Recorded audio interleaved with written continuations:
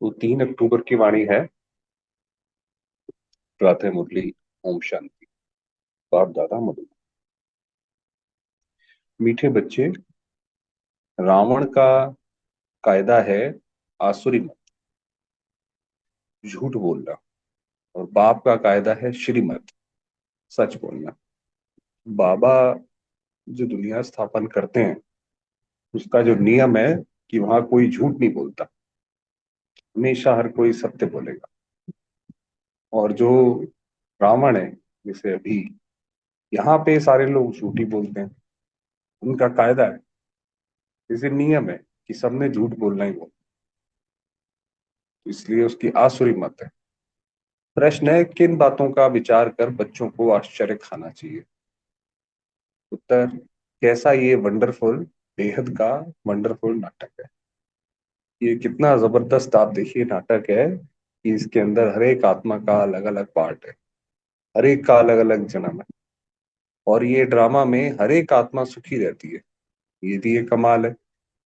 और जब वो आत्मा पार्ट बजाती है, तो पिछले वाले से हटकर फिर उस पे चला आता है। भाई, जब श्री राम आएंगे तो श्री कृष्ण से हटकर श्री राम की वाहवाही होने लग जाएगी, उनकी महिमा होने लग जाएगी। तो ऐसे ऐसे करके एक एक कोई जाता जाता है और दूसरा दूसरा आता जाता है। जो फीचर्स, जो एक्ट सेकंड बाय सेकंड पास हुआ, वह फिर हूबहू रिपीट होगा। अब ये एक बहुत अच्छी बात दूसरी है कि जैसा हुआ है बिल्कुल एग्जैक्टली अगली बार भी वैसे ही होगा। तो इसमें कोई अनहोनी या चिंता करने की कोई बात ही नहीं है, कि जो पिछली बार हुआ था वो इस बार भी होगा। कितना वंडर है, जो एक का फीचर ना मिले दूसरे से, कैसे बेहद का बाप आकर के सारी विश्व की सदगति करते हैं, पढ़ाते हैं, ये भी वंडर है। तो कैसे आप देखिए, भगवान आया और कितना उसका कोई भी ज्ञान होता है, वो किसी बच्चे को जब पढ़ाया जाता है तो वो खास तरीके के बच्चे को पढ़ाया जाता है। भाई, आर्ट्स का आर्ट्स को पढ़ाएंगे, कॉमर्स का कॉमर्स को पढ़ाएंगे।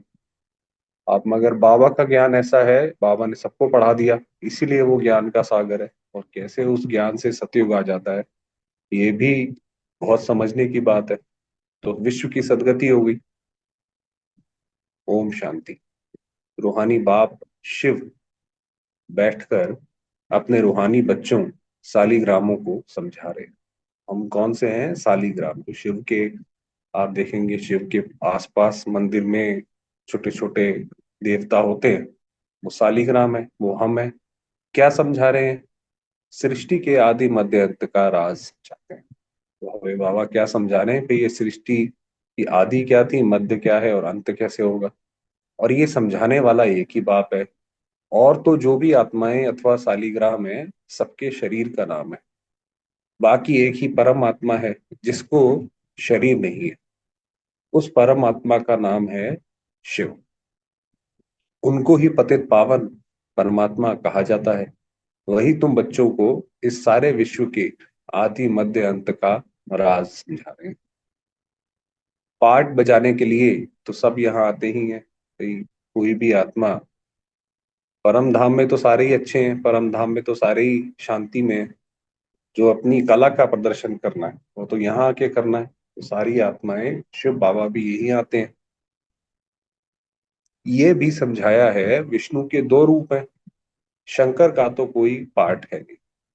शंकर के बारे में बाबा ने ज्यादा नहीं बताया है, ये तो अंत में बताएंगे कि भी शंकर द्वारा विनाश कैसे करवाते हैं, कैसे होता है शंकर द्वारा विनाश।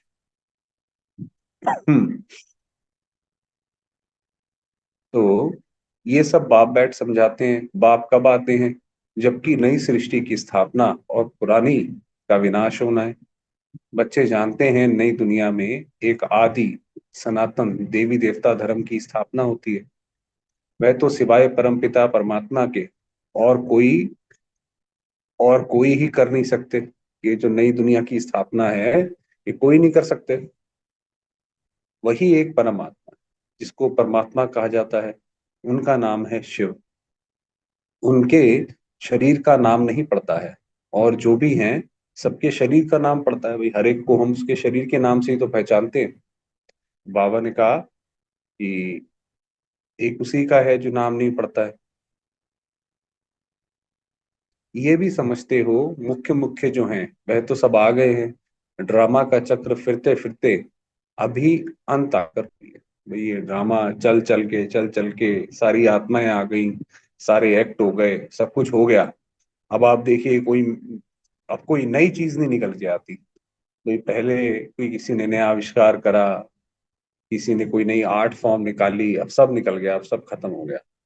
अब तो जो बचा है, चाहे वो आर्ट हो, म्यूजिक हो, मूवीज हो, सब पुरानी पुरानी उठा के उसी का रीमेक बनाते रहते हैं, जैसे सब कुछ खत्म हो गया है। तो ड्रामा का चक्र फिरते फिरते अभी अंत आकर हुई है। अंत में बाप ही चाहिए, अब अंत में इसलिए अब सिर्फ बाबा ही चाहिए। उनकी जयंती भी मनाते हैं। अब आप देखिए, अब सिर्फ लड़ाई झगड़े सारे कर रहे हैं, सारे देश, सारे लोग आपस में लड़ाई झगड़ा ही कर रहे हैं। कोई अच्छा काम, नया काम नहीं कर रहे हैं। शिव जयंती भी इस समय मनाते हैं जबकि दुनिया बदलनी है। घोर अंधियारे से घोर रोशनी होती है, अर्थात दुख धाम से सुख धाम होना है। बच्चे जानते हैं परमपिता परमात्मा शिव एक ही बार पुरुषोत्तम संगम युग पर आते हैं, पुरानी दुनिया का विनाश, नई दुनिया की स्थापना करने। पहले नई दुनिया की स्थापना, पीछे पुरानी दुनिया का विनाश होता है। पहले नई दुनिया की स्थापना हो जाएगी, हम सारे तैयार हो जाएंगे, फिर यहाँ का विनाश होगा। वैसे भी आप देखिए, जब व्यक्ति घर लेता है नया, पहले तो नया ले लेता है ना, उसके अंदर शिफ्ट हो जाता है और उसके बाद पुराने को छोड़ देता है। तो हमारे साथ भी ऐसे ही होगा। बच्चे समझते हैं पढ़कर हमको होशियार होना है और दैवी गुण भी धारण करने हैं, आसुरी गुण पलटने हैं। अब आसुरी गुण छोड़ दो भाई, जो भी आसुरी गुण है, किसी से झूठ बोलना, दुख देना छोड़ दो। दैवी गुणों और आसुरी गुणों का वर्णन चार्ट में दिखाना होता है। अपने को देखना है, हम किसको तंग तो नहीं करते हैं। भाई असुर कौन था? असुर कौन होते हैं? असुर वो होते हैं जो दूसरों को तंग करते हैं किसी न किसी तरीके से। तो हम वो तो नहीं है। झूठ तो नहीं बोलते हैं, श्रीमत के खिलाफ तो नहीं चलते हैं। झूठ बोलना, किसको दुख देना, तंग करना, ये हैं रावण के कायदे और वह हैं राम के कायदे। श्रीमत और आसुरी मत का गायन भी है। आधा कल्प चलती है आसुरी मत, जिससे मनुष्य असुर, दुखी, रोगी बन जाते हैं, पांच विकार प्रवेश हो जाते हैं, बाप आकर श्रीमत देते हैं। बच्चे जानते हैं श्रीमत से हमको दैवी गुण मिलते हैं। तो बाबा ने एक चीज ऊपर बताई कि मनुष्य जिससे दुखी हो जाते हैं, रोगी हो जाते हैं, असुर जैसे हो जाते हैं, तब पांच विकार प्रवेश हो जाते हैं। तो ये जितनी बीमारियां हैं सब पांच विकारों की वजह से ही है। आसुरी गुण को बदलना है। अगर आसुरी गुण रह जाएंगे तो पद कम हो पड़ेगा, जन्म जन्मांतर के पापों का बोझा जो सिर पर है, नंबरवार पुरुषार्थ अनुसार हल्का हो जाएगा। ये भी समझते हो, अभी ये है पुरुषोत्तम संगम युग। बाप द्वारा अभी दैवी गुण धारण कर नई दुनिया के मालिक बनते हैं। तो सिद्ध होता है पुरानी दुनिया जरूर खलास होनी ही है। नई दुनिया की स्थापना ब्रह्मा कुमार कुमारियों द्वारा, ये भी पक्का निश्चय है, इसलिए सर्विस पर लगे हुए हैं। ये अब हमें पता है ये दुनिया तो बस अब गई ही गई, है ना। तो अभी इस दुनिया से क्या मन लगाना, अब नई दुनिया जो आने वाली है उसके लिए तैयारी करो। कोई ना कोई का कल्याण करने की मेहनत करते रहते हैं, इसलिए सेवा, कोई ना किसी का कल्याण करो, सेवा करो। तुम जानते हो हमारे भाई बहन कितनी सर्विस करते हैं, सबको बाप का परिचय देते रहते हैं। बाप आए हैं जरूर, पहले पहले थोड़ों को ही मिलेगा, फिर वृद्धि को पाते जाएंगे। जैसे कोई भी आप देखिए बीज डालो, उसमें से पहले जो है दो पत्ते निकलते हैं, फिर उसके बाद ऐसे ऐसे से वो बड़ा होता जाता है। तो पहले थोड़ों को मिला। एक ब्रह्मा द्वारा कितने ब्रह्मा कुमार बनते हैं? ब्राह्मण कुल तो जरूर चाहिए ना। तुम जानते हो हम सभी ब्रह्मा कुमार कुमारियां हैं, शिव बाबा के बच्चे, सब भाई भाई हैं। असल में भाई भाई हैं, फिर प्रजापिता ब्रह्मा के बनने से भाई बहन बनते हैं, फिर देवता कुल में जाएंगे, तो संबंध की वृद्धि होती जाएगी। अभी अभी तो सिर्फ भाई भाई हैं, और जब फिर देवता कुल में चले जाएंगे तो हमारे भी फिर संबंध संबंध, माता पिता, ये सारे होते जाएंगे। वहां पे ये ये नहीं होता है सतयुग में। ऐसा नहीं कि कजन और ये सब इनका चक्कर नहीं होता, बस माता पिता और बच्चे। बाबा ने कहा फिर संबंध बढ़ेंगे। इस समय ब्रह्मा के बच्चे और बच्चियां हैं, तो एक ही कुल हुआ, इनको डिनाइस्टी नहीं कहेंगे। अभी कोई राजा ही नहीं है, ना ब्रह्मा की है ना हम बच्चों की है। राजाई ना कौरवों की है ना पांडवों की है। डिनाइस्टी तब होती है जब राजा रानी नंबरवार गद्दी पर बैठते हैं, भाई कोई राज्य करे तब उसका वो मिल्कियत या वो एरा चलेगा, तो वो तब बोला जाता है। अभी तो है ही प्रजा का प्रजा पर राज्य। शुरू से लेकर पवित्र डायनेस्टी और अपवित्र डायनेस्टी चलती आई है। पवित्र डायनेस्टी देवताओं की ही चली है। सतयुग में होगा वो पवित्र राजा जब राज्य करेगा, श्री विष्णु लक्ष्मी नारायण जब राज्य करेंगे तो वो पवित्र कहलाएगा। उन्हों के चित्र भी हैं, मंदिर कितने आलीशान बने हुए हैं। और कोई के मंदिर नहीं है, इन देवताओं के ही बहुत मंदिर है। तो आप सोचिए जिनके हम मंदिर में हम पूजा करते आए हैं, तो जब वो स्वयं सामने होंगे साक्षात, तो कैसे वो राज्य करेंगे, कैसे उस वक्त राजकाज चलेगा। ऐसी दुनिया में हम जा रहे हैं। बच्चों को समझाया है कि और सबके शरीर के नाम बदलते हैं, इनका ही नाम शिव चला आया है। शिव भगवान वाच, कोई भी देहधारी को भगवान नहीं कहा जाता। बाप बगैर और कोई बाप का परिचय दे ना सके, क्योंकि वह तो बाप को जानते ही नहीं। यहाँ भी बहुत हैं जिनकी बुद्धि में नहीं आता है बाप को कैसे याद करें। गूंजते हैं, मतलब अभी भी पूछते रहते हैं कि भाई बाबा को कैसे याद करें, कैसे करना चाहिए। भाई जैसे एक बच्चा माँ को याद करता है, वैसे ही बस शिव बाबा को याद करो, परम धाम में बाबा बैठा है, याद करो। मूंझते मूंझते माना कंफ्यूज होते हैं, इतनी छोटी बिंदी को कैसे याद करें, शरीर तो बड़ा है, उनको ही याद करते रहते हैं। ये भी गायन है, भ्रुकुटी के बीच चमकता है सितारा, अर्थात आत्मा सितारे मिसल है। आत्मा को सालीग्राम कहा। हम आत्माएं जो हैं वो शिव की सहयोगी, जो छोटे छोटे देवता होते हैं, तो वो हैं सालीग्राम है हम सारे। शिवलिंग की भी बड़े रूप में पूजा होती है। जैसे आत्मा को देख नहीं सकते हैं, शिव बाबा भी इसको देखने में तो आ ना सके। भक्ति मार्ग में बिंदी की पूजा कैसे करें, क्योंकि पहले पहले शिव बाबा की अव्यभिचारी पूजा शुरू होती है ना। एक शुरुआत में द्वापर में जब देवताएं विकार में जाते हैं तो वो दुखी होते हैं, हम ही सारे होते हैं, तो इसलिए सबसे पहले वो शिव बाबा की भक्ति शुरू करते हैं। बस शिव बाबा निराकार है तो इसीलिए शिवलिंग की पूजा स्टार्ट करते हैं। तो वो बता रहे हैं, एक उनकी अव्यभिचारी, मतलब सिर्फ एक शिव की, सारे ही शिव की ही पूजा करते हैं, उसमें और कोई देवता नहीं है पहले, तो अव्यभिचारी। तो पूजा के लिए जरूर बड़ी चीज चाहिए। सालीग्राम भी बड़े अंडे मिसल बनाते हैं, एक तरफ अंगूठे मिसल भी कहते हैं और फिर सितारा भी कहते हैं। अभी तुमको तो एक बात पर ठहरना है। आधा कल्प बड़ी चीज की पूजा की है, पूजा करेंगे, आरती करनी है, कुछ चढ़ाना है, तो उसके लिए तो कोई बड़ी चाहिए ना, तो इसीलिए वो शिवलिंग ऐसे बनाते थे और सालीग्राम बनाते थे। अब फिर बिंदी समझना, इसमें मेहनत भी है, देख नहीं सकते, इसीलिए अब क्योंकि हमें आदत है कोई ना कोई ऐसे चीज बड़ी सामने रखने की, तो अब जब बाबा कहते हैं मुझ बिंदी को याद करो, निराकार को याद करो, तो उसमें मेहनत लगती है। ये बुद्धि से जाना जाता है। शरीर में आत्मा प्रवेश करती है जो फिर निकलती है। कोई देख तो नहीं सकते हैं, बड़ी चीज हो तो देखने में भी आए। बाप भी ऐसी बिंदी है, परंतु वह ज्ञान का सागर है, और कोई को ज्ञान का सागर नहीं है। ऐसा ज्ञान जिससे सृष्टि नहीं हो जाए, तो ये सिर्फ एक बाबा ही देते हैं। शास्त्र तो है भक्ति मार्ग के, इतने सब वेद वेद शास्त्र आदि किसने बनाए, कहते हैं व्यास ने बनाए। क्राइस्ट की आत्मा ने कोई शास्त्र बनाया नहीं, ये तो बाद में मनुष्य बैठ कर। वास्तव में कोई भी धर्म जब स्थापन होता है तो उस वक्त ऐसा नहीं होता कि जो वो धर्मात्मा या वो जो धर्म के स्थापक हैं वो लिखते बोलते जाते हैं और कोई लिखता जाता है। वो तो जब हो जाता है पूरा तो उसके बाद वो फिर लिखा जाता है। भाई क्राइस्ट का भी जैसे बाबा ने बताया, हमारे बाबा के साथ भी ऐसे ही हुआ। बाबा जब बोलते थे, बाद में बहनों ने नोट्स बनाए, वो मुरली जो अभी हम पढ़ रहे हैं, ऐसे करके होता है। ये तो बाद में मनुष्य बैठ बनाते हैं, ज्ञान तो उनमें है नहीं। ज्ञान सागर है ही एक बात, शास्त्रों में है ज्ञान की, सदगति की बातें हैं नहीं।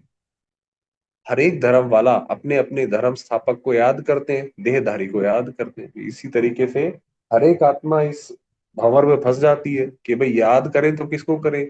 कोई याद करने के लिए बड़ी चीज चाहिए। इसीलिए आप देखिए क्रिश्चियनिटी में भी क्राइस्ट ने बोला कि वो मुझे उसने भेजा है, तो लोग क्राइस्ट को ही याद करने लगे, जबकि वो कहता है कि भाई फादर को याद करो। तो हमारे साथ भी ऐसे ही हुआ।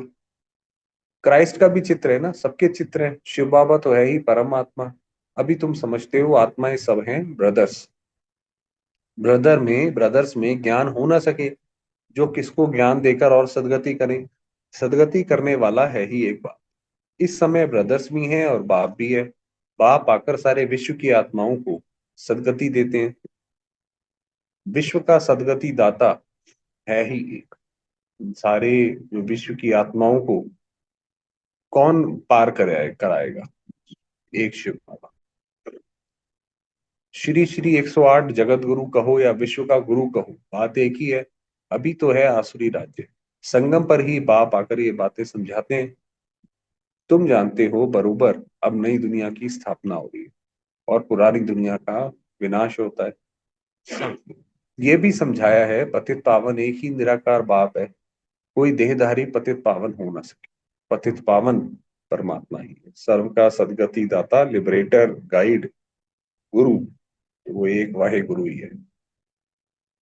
अगर पतित पावन सीताराम भी कहें तो भी बाप ने समझाया है, भक्ति का फल देने भगवान आता है।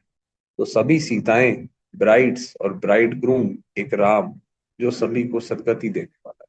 वास्तव में हम सारी सीताएं हैं, और हम सबको इस रावण के जंजाल से कौन निकाल रहा है? शिव बाबा जो राम है।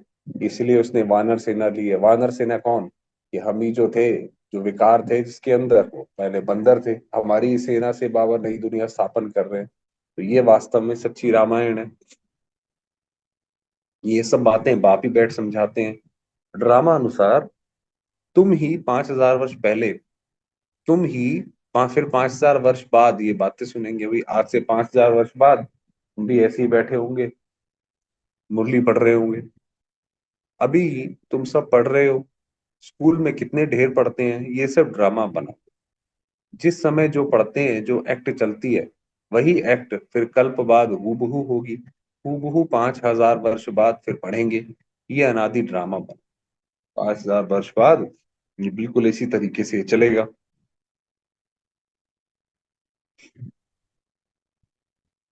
अभी तुम सब पढ़ रहे हो, स्कूल में कितने ढेर पढ़ते हैं, 5,000 वर्ष बाद फिर पढ़ेंगे। ये अनादि ड्रामा बना हुआ है। जो भी देखेंगे सेकंड बाय सेकंड नई चीज दिखाई पड़ेगी। चक्र फिरता रहेगा, नई नई बातें तुम देखते रहेंगे। ये बाबा ने देखिए ड्रामा की एक पहेली खोली कि इस ड्रामा में हर हर बार एक नई चीज होके सामने आती है, हर सेकंड में। अभी तुम जानते हो ये 5,000 वर्ष का ड्रामा है जो चलता रहता है। इनकी डिटेल तो बहुत है, मुख्य मुख्य बातें समझाई जाती है। जैसे कहते हैं परमात्मा सर्वव्यापी है, बाप समझाते हैं मैं सर्वव्यापी नहीं हूँ। बाप आकर अपना और रचना के आदि मध्य अंत का परिचय देते हैं। अभी तुम जानते हो बाप कल्प कल्प आते हैं हमको वर्षा देने। ये भी गायन है, ब्रह्मा द्वारा स्थापना। इसमें समझानी बहुत अच्छी है। विराट रूप का भी अर्थ जरूर होगा ना, परंतु सिवाय बाप के कोई समझा ना सके। अब जैसे भाई जब रामायण भी जब हम पढ़ते थे तो हमें समझ नहीं आता था भाई राम ने जो है वो बंदरों की सेना क्यों ली। बहुत सारी चीजें थी। अब समझ आता है कि वो किस तरीके से ली, क्या करी। तो ऐसे सारा जो अर्थ है वो बाबा समझाते हैं। अच्छा, बाप के सिवाय कोई समझा ना सके, चित्र तो बहुत हैं परंतु एक की भी समझानी कोई के पास है नहीं। भाई विष्णु जो है वो ऐसे क्यों दिखाते हैं, भी सागर में जो है बैठे हैं वो, 4 हाथ कैसे हैं? तो बाबा आके बताते हैं। ऊंच से ऊंच शिव बाबा है, उनका भी चित्र है परंतु जानते कोई नहीं। अच्छा, फिर सूक्ष्म वतन है, उनको छोड़ दो, उनकी दरकार ही नहीं। हिस्ट्री ज्योग्राफी यहाँ की समझनी होती है। क्योंकि यहाँ पे मेन खेल चल रहा है, मेन स्टेज तो ये है। वह तो है साक्षात्कार की बात, जैसे यहाँ इसमें बैठ समझाते हैं, वैसे सूक्ष्म वतन में कर्मातीत शरीर में बैठकर इनसे मिलते हैं अथवा बोलते हैं। बाकी वहां तो वर्ल्ड की हिस्ट्री ज्योग्राफी है। वहां तो बस आप सोचिए, देवताएं और ब्राह्मणों का मिलन होता है भाई, देवता उनकी आत्माओं को बुलाया जाता है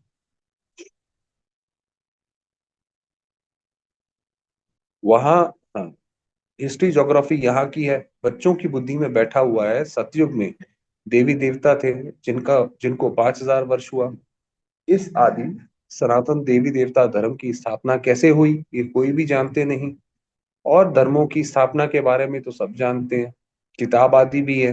लाखों वर्ष की तो बात ही नहीं हो सकती। ये तो बिल्कुल रॉन्ग है कि भाई, वो कहते हैं ना भाई लाखों वर्ष से चला आ रहा है, वो गलत है, ऐसे नहीं हो सकता है। ये तो बिल्कुल रॉन्ग है, परंतु मनुष्यों की बुद्धि कुछ काम नहीं करती। हर बात बाप समझाते हैं, मीठे मीठे बच्चों अच्छी रीति धारण करो। मुख्य बात है बाप की याद, ये याद की ही दौड़ी है। बाबा कहते हैं याद से ही हम पहुंचेंगे भाई, दौड़ना है याद कर करके। कोई अकेले अकेले दौड़ते हैं, रेस होती है ना, कोई अकेले अकेले दौड़ते हैं, कोई जोड़ी को इकट्ठा बांध फिर दौड़ते हैं। तो यहाँ जो जोड़ी है वह इकट्ठे दौड़ी लगाने की प्रैक्टिस करते हैं। माना जो हस्बैंड वाइफ दोनों आते हैं तो सोचते हैं भाई हम दोनों अच्छा पुरुषार्थ करें, सतयुग में भी साथ में रहें, तो वो जोड़ी से दौड़ते हैं। सोचते हैं सतयुग में भी ऐसे इकट्ठे जोड़ी बन जाए। बल नाम रूप तो बदल जाता है, वही शरीर थोड़े ही मिलता है भाई, वहां ऐसे थोड़ी पता रहेगा कि ये हमारे साथ थे, है ना, तो वहां नहीं रहेगा ऐसे। तो शरीर तो बदलता रहता है, समझते हैं आत्मा एक शरीर छोड़ दूसरा लेती है, फीचर्स तो दूसरा होगा। परंतु बच्चों को वंडर लगना चाहिए, जो फीचर्स जो एक्ट सेकंड बाय सेकंड पास हुई वह फिर हूबहू 5,000 वर्ष के बाद रिपीट हो। कितना वंडरफुल ये नाटक है, आप देखिए कितनी छोटी छोटी चीजें हैं इस नाटक में कि कोई चीज रिपीट नहीं होती, हर एक का फीचर सब बदल जाता है, शरीर भी बदल जाता है। कितना वंडरफुल ये नाटक है, और कोई समझा नहीं सकते, तुम जानते हो। हम सब पुरुषार्थ करते हैं, नंबरवार तो बनेंगे ही, सब तो कृष्ण नहीं बनेंगे, फीचर्स सबके डिफरेंट होंगे। कितना बड़ा वंडरफुल नाटक है, एक का फीचर ना मिले दूसरे से, वही हूबहू खेल रिपीट होता है। ये सब विचार कर आश्चर्य खाना होता है। आप सोचिए बाबा को कैसा लगता होगा। बाबा को तो सब पता है कि भाई पिछले कल्प में भी ऐसा हुआ है, आगे ऐसा होगा, तो इसलिए बाबा तो बिल्कुल निश्चिंत रहते हैं कि भाई ऐसी कोई बात नहीं है जो कोई गलत हो सके। इसलिए हमें भी ये बात पता है कि भाई निश्चिंत रहो, ये ड्रामा जो है वो कल्याणकारी है, और इसके अंदर सब कुछ रिपीट सेम रिपीट हो रहा है, नथिंग न्यू। तुम जानते हो हम सब पुरुषार्थ करते हैं, नंबरवार तो बनेंगे ही। अच्छा, ये हूबहू खेल रिपीट होता है, ये सब विचार कर आश्चर्य खाना होता है। कैसे बेहद का बाप आकर पढ़ाते हैं, जन्म जन्मांतर तो भक्ति मार्ग के शास्त्र आदि पढ़ते आए, साधुओं की कथा आदि भी सुनी। अब बाप कहते हैं भक्ति का समय पूरा हुआ। अब भक्तों को भगवान द्वारा फल मिलता है। एक भक्ति का फल क्या है, खुद भगवान आके वरदान दे दे। वरदान किस चीज का देगा, ज्ञान का, तो ये भक्ति पूरी हुई इसका मतलब। हाँ, ये नहीं जानते भगवान कब किस रूप में आएगा। कभी कहते हैं शास्त्र पढ़ने से भगवान मिलेगा, कभी कहते हैं यहाँ आएंगे। शास्त्रों से ही अगर काम हो जाता तो बाप को क्यों आना पड़े। बाबा ने देखो भगवत गीता में भी लिखा हुआ है कि जब मुझसे पहले मुझे कोई नहीं जान सकता, और जब मैं आता हूं तो अपना परिचय देता हूँ। इसका मतलब शास्त्रों से तो नहीं मिलेगा। तो बाबा ने कहा वही बात, शास्त्र पढ़ने से ही भगवान मिल जाए तो बाकी भगवान आकर क्या करेंगे। अगर शास्त्रों के ही ज्ञान बाबा ने देना है, भगवान ने आकर देना है, तो वो तो ऑलरेडी है, तो वही दोबारा देंगे क्या। तो आधा कल तुम ये शास्त्र पढ़ते पढ़ते तमो प्रधान ही बनते आए हो। अब देखिए पहले से दुनिया में जो है दिक्कतें परेशानी बढ़ी ही है, तो शास्त्र होते हुए भी बढ़ गई है, तो भगवान भी अगर वही शास्त्र सुनाएगा तो उससे क्या फायदा होगा। तो बच्चों को इस सृष्टि का चक्र भी समझाते रहते हैं, और दैवी चलन भी चाहिए। एक तो किसको दुख नहीं देना है, ऐसे नहीं कोई को विष चाहिए वह नहीं देते हैं तो दुख देना है। तो ऐसे तो बाप कहते नहीं। भाई कोई विकार मांगे कि भाई हम परेशान हो रहे हैं, आप हमें विकार नहीं देते हो, तो उसको हमने विकार दे दिया। बाबा ने कहा नहीं, वो नहीं कह रहे हैं बाबा। कई ऐसे भी बुद्धू निकलते हैं जो कहते हैं बाबा कहते हैं ना किसको दुख नहीं देना है, अब ये विष मांगते हैं तो उनको देना चाहिए, नहीं तो ये भी किसको दुख देना हुआ ना। ऐसे समझने वाले मूढ़मती भी है। तो बाबा ने कहा ऐसे भी जो है बुद्धू है, वो समझते ही नहीं। बाप तो कहते हैं पवित्र जरूर बनना है। बाबा के यहाँ तो सबसे जो है बेसिक धारणा पवित्रता की है। आसुरी चलन और देवी चलन की भी समझ चाहिए। मनुष्य तो ये भी नहीं समझते, वह तो कह देते हैं आत्मा निर्लेप है, आत्मा जी निर्लेप है, शरीर के ऊपर लेप शेप लगता है, बस जाके नहा लो बाकी कुछ भी करो। तो वो कहते हैं कुछ भी करो, कुछ भी खाओ पियो, विकार में जाओ, कोई हर्जा नहीं। ऐसे भी सिखलाते हैं, कितनों को पकड़ कर ले आते हैं। बाहर में भी वेजिटेरियन बहुत रहते हैं, मतलब इंडिया से बाहर भी रहते हैं।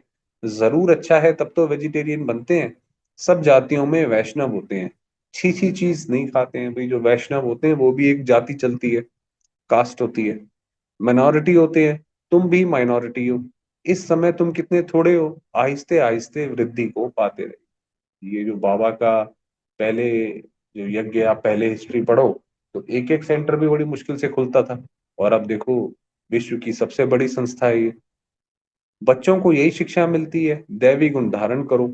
कोई कोई वस्तु ऐसी कोई के हाथ की बनी हुई नहीं खानी चाहिए।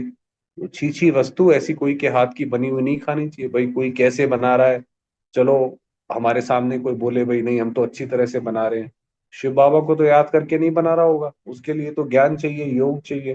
तो इसलिए किसी के हाथ का नहीं खाना चाहिए।